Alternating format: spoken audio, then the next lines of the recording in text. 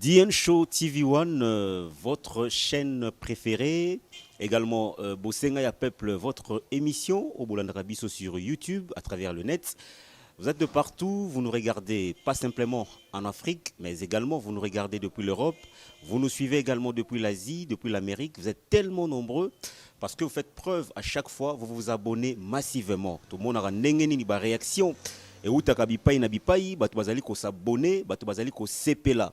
Na musala oyo honorable président nazali ko sala pona bino à travers ba invité topé masolo oyo na memela bino raison simple ezalaka kana la sabino ba diversité ya masolo oyo ezali ko exister awa na mboka na biso to bengi République démocratique du Congo. Voilà. Alors lelo honorable président nazali na plaisir mingi ya ko sabino que lisolo oyo nalingaki na mekana ko comprendre.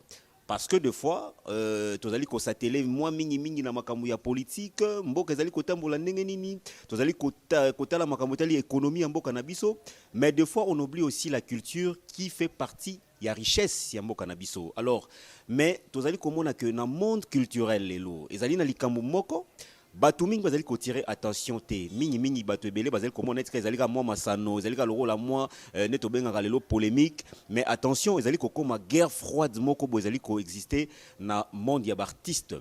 Lisola ngo ezali nini? Lisola lelo ezali plus ko yebisa bino que ba artiste to benga ka ba jeune talent neto lobaka bilenge o bazali ko bima lobi awa bakomi na bitumba bango na mikolo pour dire aujourd'hui les jeunes artistes en rivalité avec ces anciens desayo ba mikolo wana oboyebi. On peut prendre l'exemple Koffi Olomide, Werason, Jibem Piana, Josanyo Kalongo, Mamou National, Mbiliabel.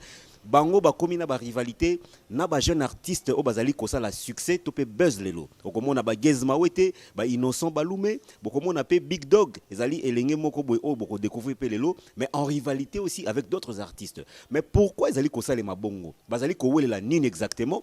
Est-ce que le ministère de la culture ebi ko encadrer guerre froide ezali ko exister entre ba deux générations on a pour dire les anciens et les nouveaux venus dans le monde culturel? On va en parler dans cette émission pour votre plaisir. Ndena oyambela bino lelo Big Dog babe bongo. Big Dog c'est un surnom o ba pesa na monde ya musique azana biso. Big Dog d'abord mbotemi. Oui, bonjour. Voilà, ça va? Ça va bien, ça va bien. Voilà. Total amara mingi biso bato belé ba redécouvrir yo lelo à travers émission Oyo Bosenga ya Peuple parce que Peuple sengi tozo Big Dog lelo. Mais nalinga nous avant to ko tanon li solo par rapport non ya makam on a tio beta tout à l'heure o exala li solo na biso penza.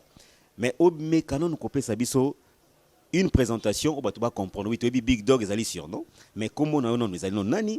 Et puis, au commun dans le monde, il y a musique, nengenini, batwa koka, moi barotel, mais aux anon elenge, mais au côté dans le monde, il y a musique, nengenini. Et pourquoi au côté dans le monde de la musique? Oui, merci beaucoup. Na balandi nyoso, oyo bajolanda biso.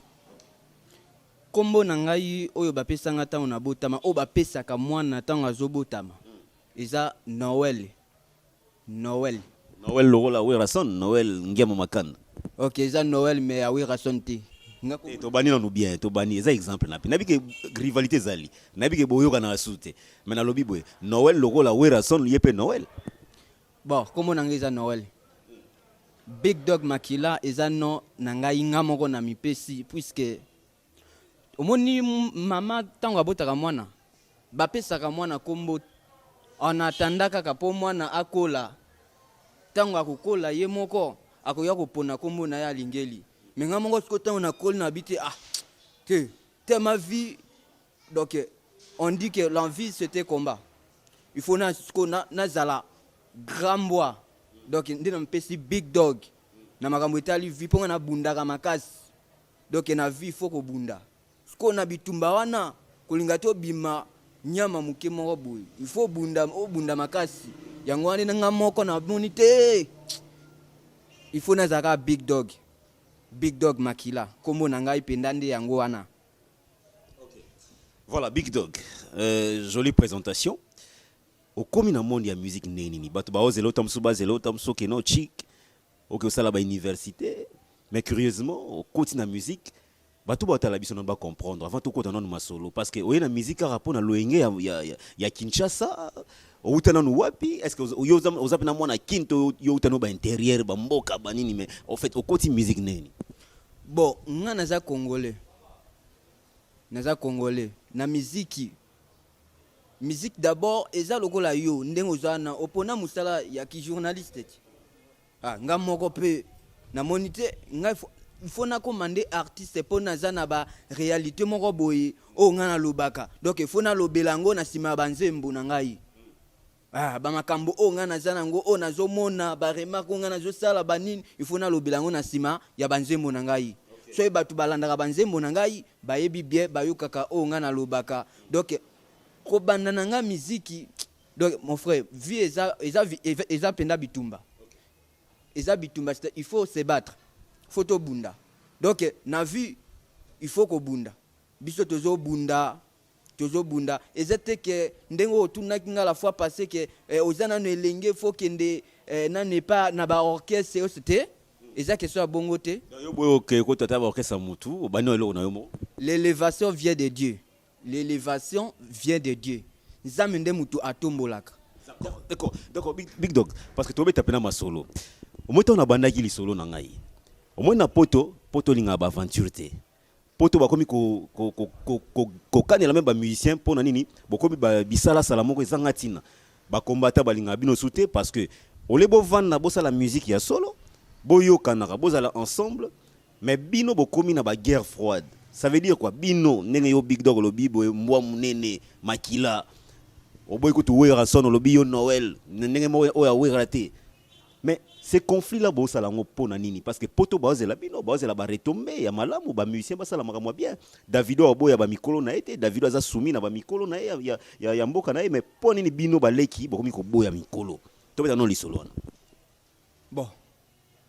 Ngai na boyi mukolo te. Mukolo azaka mukolo.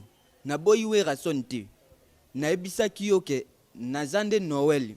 Wera son aza ngiama. Noël ngiama menga naza Big Dog makila Noël.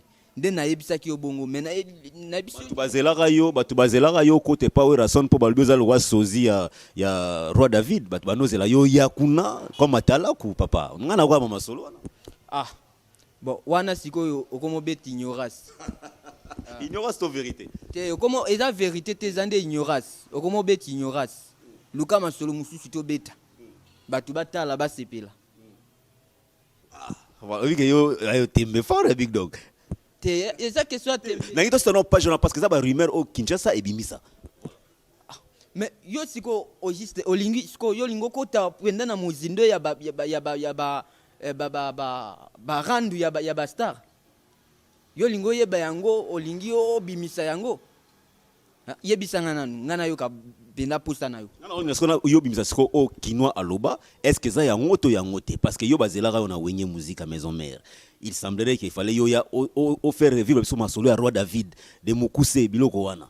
Mais comment se fait-il que lelo yo boyi o ko sala makamu na yo moko o sala orchestre na yo moko mais o komi soko nyata ba mikolo wana place e komi ko déranger bato. Bon, soki nakenda kite elakiti na linga kite.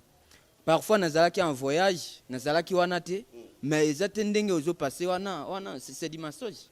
Tout à fait. D'accord. On va parler un peu Mouké Big Dog. To betano lisonon Mouké ya banzembo en question. Album Karaliboso Osali Mbange Bele papa na ngai. Comment tana ba niveau ba gez mawete ba innocent balume peut-être ko banoganga mingi.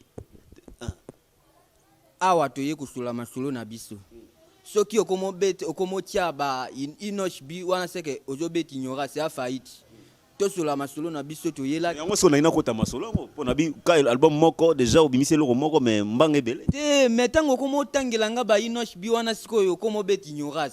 Awa toza pona inosh bite toye pona inosh bite.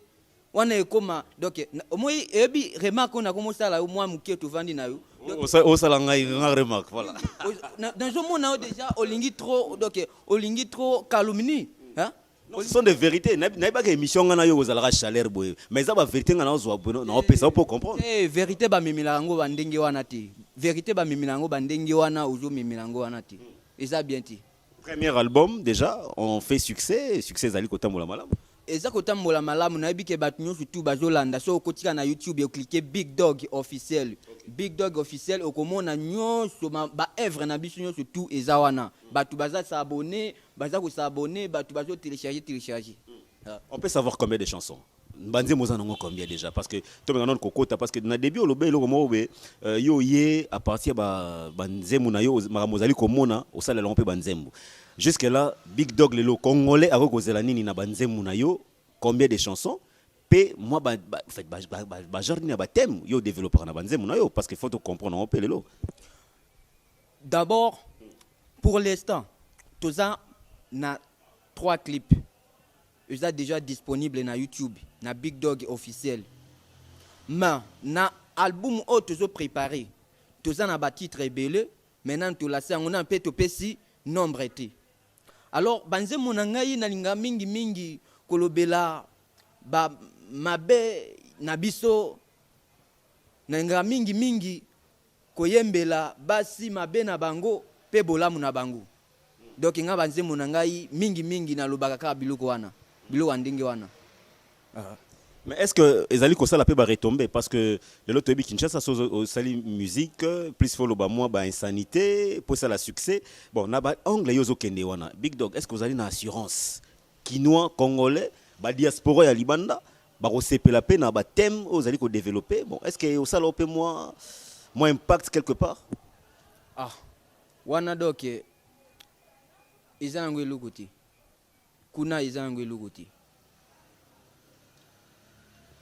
combien de concerts de Jobeta te tobeti ba concert ngana kiko koti yango nabi pourquoi na tuni question combien tobeti ba concert ebele combien papa combien obeti combien ngana na kokiko yeba te na beti ba concert ya ba école ya ba boîte ebele ba site ebele na beti ba concert ebele ata vie nanga commanda di Kandu Simba Mura ayebi so aujourd'hui otalika présence na ye aujourd'hui panique commanda di Kandu bango nyonso tu bayebi ba Bedashu bango nyonso tu bayebi Eric Mandala do de Jeff njadi le tete bango nyonso tu bayebi na beti ba concert ebele na bwakila bango bayebi on l'a raté pourquoi parce que lelo on dirait apparemment on s'est décidé oya olobasco parce que bon ba le peu moins trop lelo yo lobisi comme on l'a raté pourquoi Big Dog va na kanora rien on l'a lelo côté bon on dirait or oza pe mbiaka oza pe lelo teto lobelongo siko yo lobina na loba ndeti ba façon nini poto lekaka déjà na télé tozalaka na yo batu batalaka biso siko ba façon nini yo linginga na loba mona msuba zalaka bana kin webi ngana na danger boye na boye asala mo eloko boye facha makelele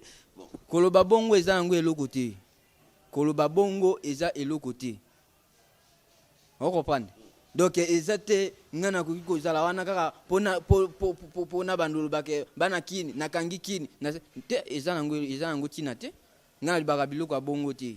D'accord. Alors pour faire également plaisir au boss Dani Bolika wazali kota la biso ko ça la fait plaisir na Judith Loubi l'overdose sans dose azali kota la biso bazali belé. Merci également à Patrick Momba le caméraman le plus beau. Nali nous offert vivre batuna parce que moni poto ba ozelat moi mali les aba côté kuna ça moi capé la morobo na genre ya style na yo parce que faut comprendre ba genre ni ba style yo kotaka Big Dog moi lembo mo yo lingina beti la moi extrait en zimbo oui tout à fait moi capé la non bon ba préparation c'est belé mais en fait toza juste à préparation oh toza ngo liboso titre nango eza Abedashu wana yembeli Abedashu wananani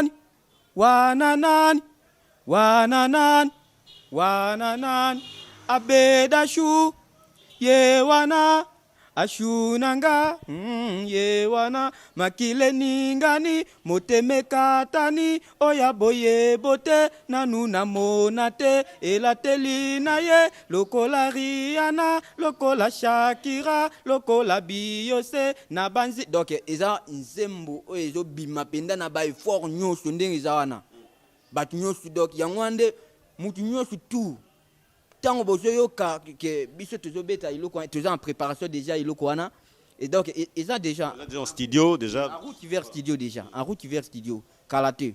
Wande ils ont préparation à Liboso. Ba préparation c'est belé. Si on a bandi koyemba a oko baengai. Au monde nga mutabakwit. Voilà, super, voilà. Mais si vous avez papa, mais succès n'a pas na romo bang ngo façon zoé là. Au moni biso na DN Show TV bat batal rabiso mingi.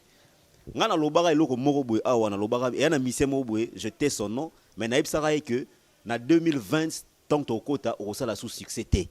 Parce que au simbaki kisi moko mabe pe au limoi. J'avais dit ça. Mais na boy je l'épargne na bombier artiste wana. Mais na komi ko banga po na yo Big Dog. Et yele lina yo ozoya na makambo ndule ozoya mabe parce que nga pe na okaka minya soki na yo ki bona lina na ko lobalo mingi te na zelaka les concernés na tuna bango non. Pourquoi avoir choisi nzela wana neto lobaka moi kosi moi matiti moi bichebe chebe pona osala succès papa na ngai. Bon, mais en fait, oyebi ke bino bokamisa nga mingi, bino ba population ne muto yokaka pe loba.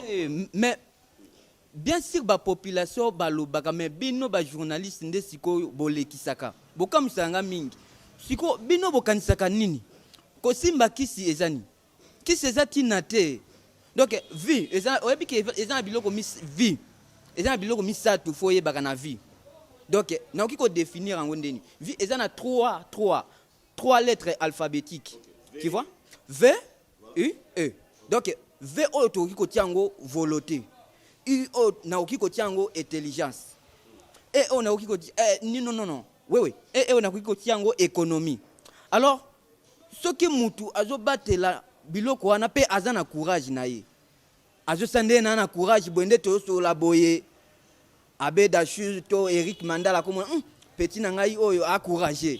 Te. Petit nangai zoata boro yo tambola rapo yo tambola makolo wana ilaksi na simbikis eza courage nangai nde mutu ezo bimisela nga sikoba donc il faut zala na connexion so lingo zo chasse il faut connexion ezala ouverte connexion c'est-à-dire quoi courage donc soko zana courage te ozana connexion ata na mutu moko te yo kiko zo chasse ndeni mais bino lelo bokomo ba artiste bato bakisi bato matiti là bon oui nandimi nga kuti na simbiki savana ya boy na simbaki na zui ebika plus fort na meli. C'est pas possible voilà. Merci ko yoka non nga ba bisinga boy ah za vérité talaka peuple nem to asenyinga na tuna yo eza na bloso ya nzoto yo chaka na nzoto za makampe belé est-ce que ko présenter permission te na bana lakso que non eloko yo na ebité okoki ko lakisanga mais na ebisi yo bien que vie ezandenge zo boulé wana te. Mais yo la kisanga nanu ngana ola iso obatu balobi na ngai na sina ya mayamba ko pe des fois na ba émission ozana eloko mola takawana na ete soza mutu à Lyon na ebite soza nini bon balobi place ne makampe vandi yangwana Big Dog eza mutu ya moi eza nini tozoyebati yangwana na kingo ochango awa yango batu bazomona ngo yango vraiment Big Dog on peut pas mentir mais on dit ce qui est vrai. Un jeune, mais avec déjà des principes moroboué. Merci Patrick de nous montrer un peu ça. Yango no na kingo na yo voilà. Ezani. Ezanango elogote. Omoni une star. Aza mutu moko boye akiyaka ba art.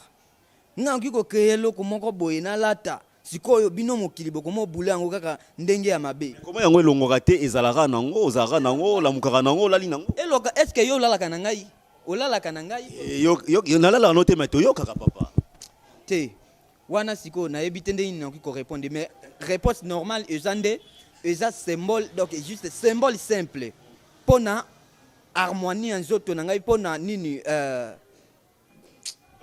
look eza ngo fantaisie ka ya pamba ndenge ozomona ngo wana eza ndenge ozobule wana te ha siko soki yango eza fantaisie mutu otomoni ya Lyon siko fongo la wana eza nini yonde fungola bikuke yonde mutokanga bikuke yoza mutu nanga Big Dog ebani vraiment au moins makambo ozotuna tozana ba jeune talent na biso oyo bazo kola na batala na bango mais makambo bino boloba ke na musique foza mutu bakisi boye bo risquer boko isela biso ba jeune wana ba continuer susu musana na bango te na makambo na bilobela na bino donc rabotage pende leki mingi.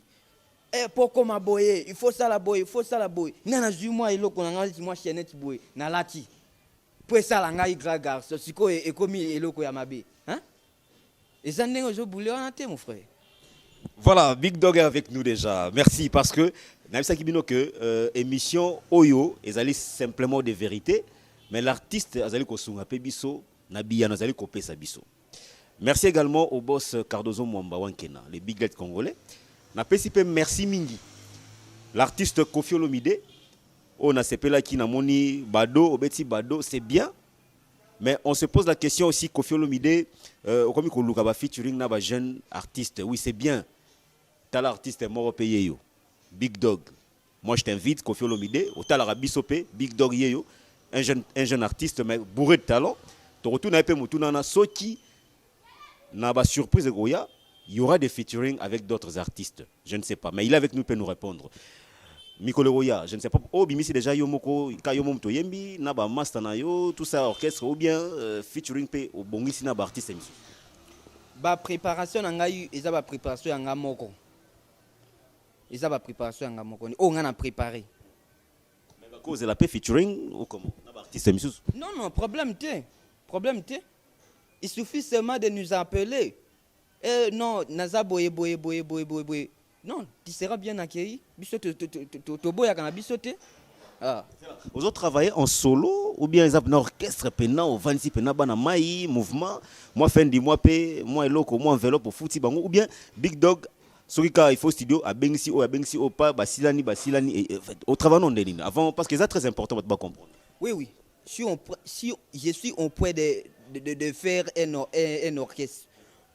Donc na minute naza ni solo pour nanine naza ko ba concentration pour naza leader.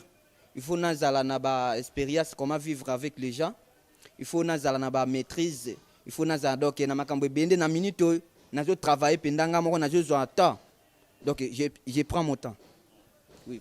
Voilà, alors parce que vous allez découvrir quand même fallait to mécanon ko sala bongo mais na ligne parce que nous allons méchant. So gars le na ligne nous na ko faire goûter ça tabatu mwanda munda muté ya ba œuvre na yo na ozala penza mabe engra batu baloba mais honorable et pourquoi pas banini Big Dog na ni tamsusu yo mema biso nanu mema biso nanu pendant que to so la mais mo mema biso na bo ba bandule no quoi batu ba comprendre hein au titre nango boy o yemeta mo extrait o eloko boy batu ba comprendre la poto pe ba la rappeler moi biloko ba bazwango moi kala na ba poto pokin ezo manquer bango na ba niveau poto wana vraiment to ka non moi bilengi na mo. Bon. Et là, la préparation est belle, la préparation mususu au titre nango eza au komisinga kizengi pona lula bilengi. O komisinga kizengi pona lula bilengi. O komisinga kizengi pona lula bilengi. Salanonga manso yo moni lobananga nini yo lingi.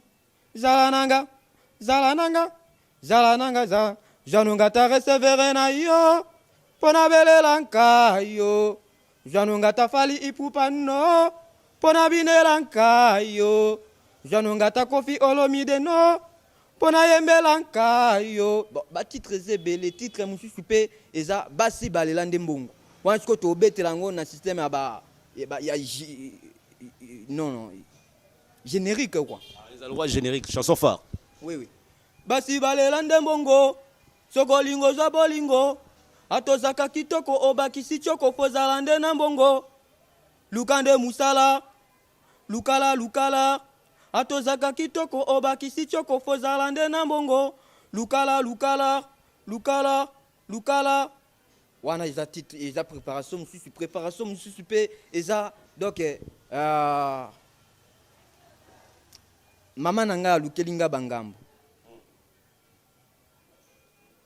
Mama nanga lukelinga ba problème luka mwasi tia ye na pale nakobala mwasi ya mombongo kolukeza mnambo mabete abimaka na ye 6h kozonga ne kati 22h azwelanga leki ya famille pwakipaka ba bezwe nanga loba nanga soko linginga wa donc eza ba préparation et eza belé boko sepela. Abonné beaucoup sepela. Tout à fait, voilà. Mais Big Dog, non, sepela, non, on a un style na yomoko un peu particulier, un style, ton style est un peu particulier. Il y a yomoko. Je ne trouve pas bon. Bah tu vas le problème pour Anine parce que yo ça na banzela na mozo kendele. boye la nini sikoyo oh musicien boye na Big Dog ezo simba te eloko boye po elenge oyembe na yo mwasi nanga lukanga makambo ozoko eza na ndenge na yo to ba nini mikimisi na style na yo pour éviter un peu des accrochages. Nayebi que tout le monde est tentative quand tu as la victoire.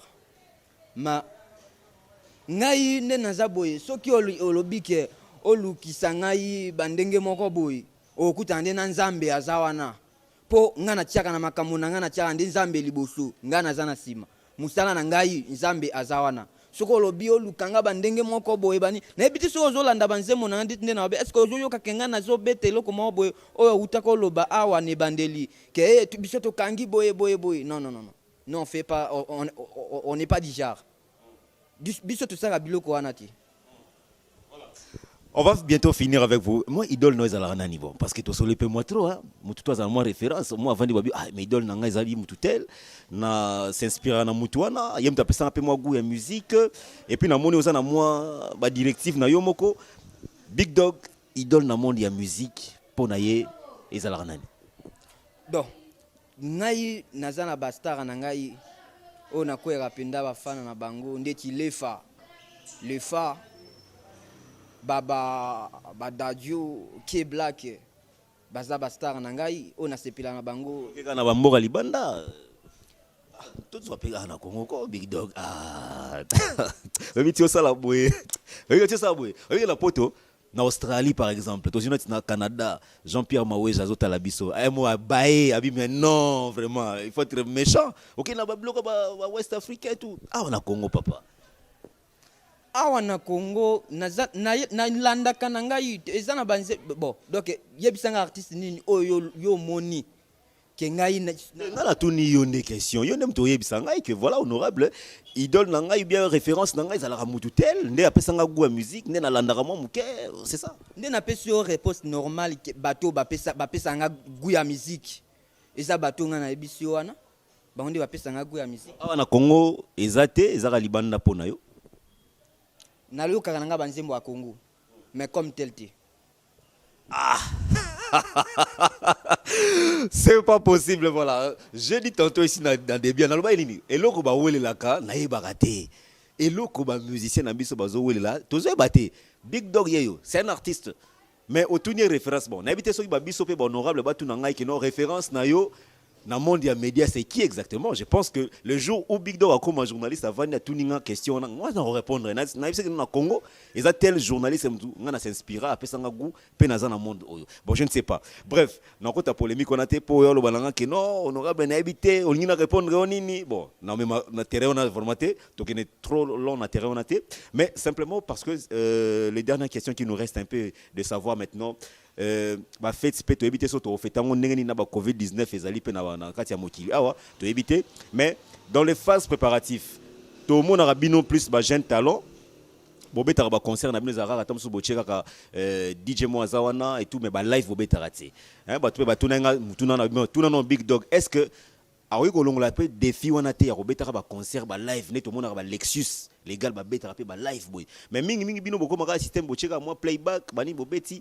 Est-ce que wana peneza concert mais yo yana ba style wana to olongo la défi wana obeti pena concert live na ba instrument tout complet parce que ba demande de kozala ba to ba osengo pe ba demande pour au satisfaire bango eza nango eloko ya makasi te mais ceux qui boyeli ngai na kondima na ngai ngana za na ngai nazana pona mutu nyoso pona ba sentiment ya batu na sepelisa batu ceux qui pop biso ezala yo journaliste ezala politicien ezala star ezala joueur population de siko nde basalaka biso donc biso faut tonoraka population so population balobi non boye biso to kolanda po sa population biso to exister te eza bongo donc soki boye linga biloko wana ngai na kusala. Voilà, merci beaucoup Big Dog, vraiment entretien le Lozaki vraiment grand plaisir. Alors, ce qu'on peut retenir ni pour un artiste, bon, tu as évité, tu as maxi single, pas d'album jusque-là, ils ont maxi single, au check combien de chansons sur les terrains déjà, tu vas comprendre. Et puis, ceux qui m'ont dit, Azwatam, sous moi, et l'Engakoyo Kayo, akokende wapi pour attirer nzembo na yo to akosala ndenge nini. C'est très important parce que les diaspora balela ki mingi babi non en fait les artistes bazali kopesa musique ya malamu te, mais un de vous est là, donc c'est un jeune bo pesa epé chance occasion na bo sombande musique na ye ekozala malamu mingi. Diaspora somba musique na ye et comme atelobi akomi kolala na mbetu boye, oh maman Denise tel absolu kamboyo makambo ezala pe malamu te. Alors to somba ba œuvre d'artiste azali na nous elenge akokola nango bongo, il saura s'organiser dans la vie akoma pe mutu munene lobby na monde culturel. C'est très important. Bato basa la nondeni ba comprendre combien de chansons, maxi single, album tondeni. Ils ont 3 titres, tout ça le kola yango le kola Anos. Ils sont déjà disponibles na YouTube.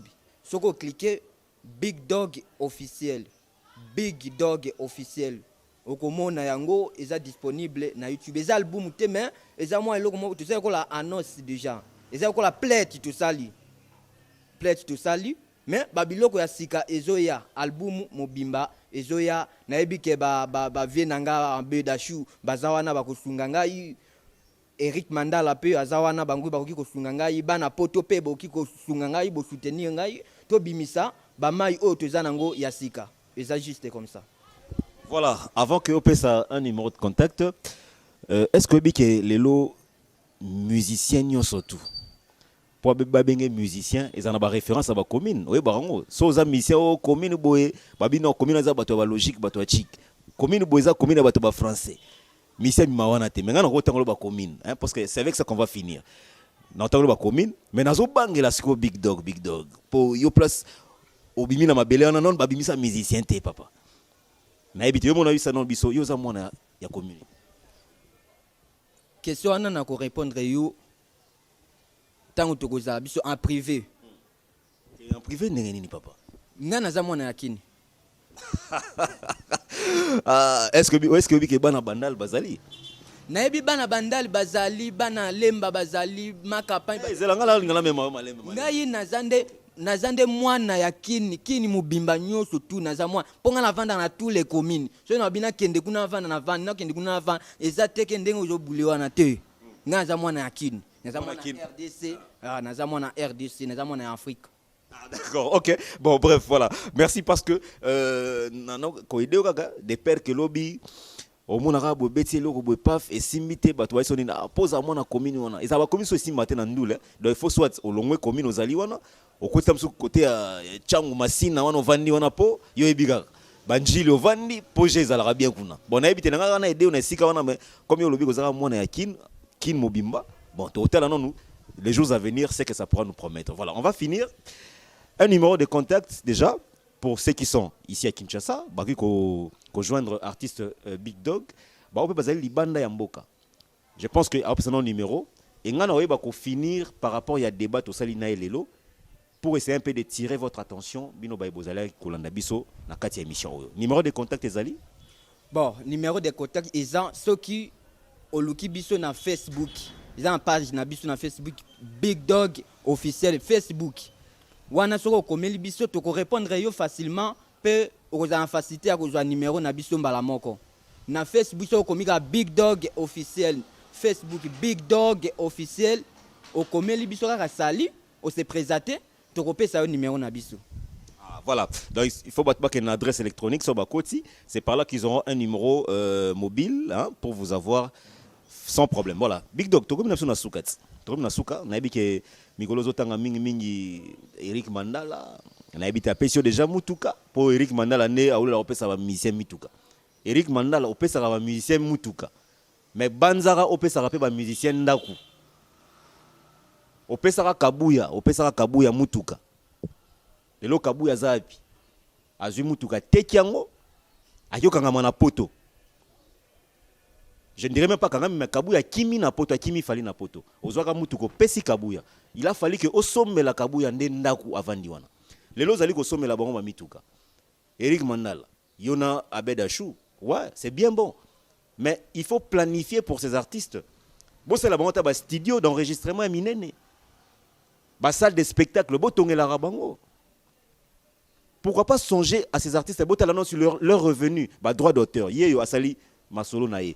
Mais beaucoup na piratage et kozala wana bebo en retour droit d'auteur na ye akozwa eloko te ya malonga pona nini sima bokoloba nini ntango bakobanda oh non likambo ezali boye bazongelaka kaka la première dame de la République Maman Denise tala biso likambo Maman Denise. Mais par contre bon bango oyo bazali kokumisa bino parce que moi ketch ezali moi eloko boye ezali, je me pose la question pourquoi aller avec ce genre de principe.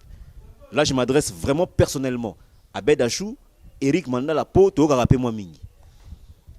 Bon papa tozo sili ça na évité moi batu o remercier bango bao bazali ko soutenir yo. Mais ezala pe d'une manière peut pas prolonger vision ya soutenance na yo ezala pe moi malamu na pesi yo maloba wa maloba na ngai nyoso otolobi bino nyoso tu boyoki bo s'abonner na YouTube Big Dog officiel na yebi ke vie nanga commandant di Kando commandant Eric Kasongo wana kutu mura simba benda so otalie bozwi panique Eric Kasongo bango bazawana ba soutenir biso.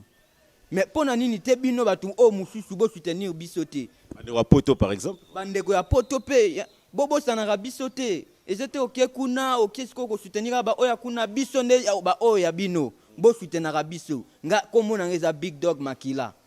Bo soutenir biso. Na yoki pe olobi beli pona ba Eric Mandala Bedachou donc des dieux j'ai dit le tête mais pourquoi Paul Obela peu bino bozana il faut Paul Obela biso pe pon et pas ba konzi pona culture ya biso ya musique awa na Congo on se retrouver te tout ça ko se retrouve donc artiste azo bunda penda na effort na ye donc gouvernement bazo kipe biso. Le ministre de la culture et art bozalana et asol serabino te bosolana et ou bien comment. Bon tosuki kaka bongo Biki rouge. Oui, non, sougisi, on m'a bien. On écoute le ministre, donc boy no kutu koyo kaeko, on boy kutu kobeta masolo na. Ministre de culture et art, yamboka na biso vraiment. Na boy yete. Na biso bien que bino boza ba journaliste boza wana bosunga biso bolobela biso. Culture ya musique eza na mboka oyo penda te. Hein? Moi na ko zala zo botama na dona ye boye, mais omona tanga zo bunda boye simbite omona doane lali eza bien te so tena ba Nigeria ba Davido wana ba Wizkid wana baza ba comédien ba musicien millionnaire ta ndeti awa tala lokola ba leader pomba ba kwikwi wana nde bazo tambola makolo mais so otali ba comédien Nigeria ba tambo makolo so tele ba comédien Nigeria bazana ba mbongo ba mituka ba mapangu pona nini biso. Donc, bazo qui peut biso te art en Congo donc. Ba fiston ça c'est babundi quand même. Ba sobe babundi quand même. Bango babundi quand ndenge biso tezo bunda. Hein? Mais ko bunda ezate ke ndenge bango babundi na befort na bango nde mutu nyoso fa bunda ni fort na ye. Il faut un gouvernement qui a soutenir biso potozala. Voilà. Merci beaucoup. J'espère que toi aussi, si on a habité sur Ezali parce que Tozo Kabwana na Big Dog Makila, vraiment il y a un dernier message pour que tu vas clôturer vraiment parce que je pense que ceux qui vont séparer l'émission, il y a des retombées, questions, mituna misusu, oyo artiste à lobby, en tout cas azali disposé à courir kozonga lisusu. Mais bino ne borosala ke po azonga lisusu par rapport à mituna na bino numéro ezali ka affiché donc numéro bo komelingai soit bo beningai et toutes vos préoccupations na ko komisela pas Big Dog comme ça yé personne ni azonga lisusu na plateau poto solo la par rapport à la réalité au ameki ko évoquer pour le compte de la musique ya mboka na biso na été sur le basu ezali ouais le basu ezate ezaka kandengo clôturer wana bo s'abonner na Facebook et Big Dog officiel bo komela biso to ko répondre bino. Bo s'abonner na YouTube Big Dog officiel. Tozawana pona bino pe bozawana pona biso. Merci. Voilà, merci beaucoup.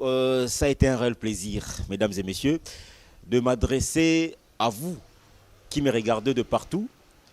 Na sepelara même bandeko bazala en Afrique du Sud.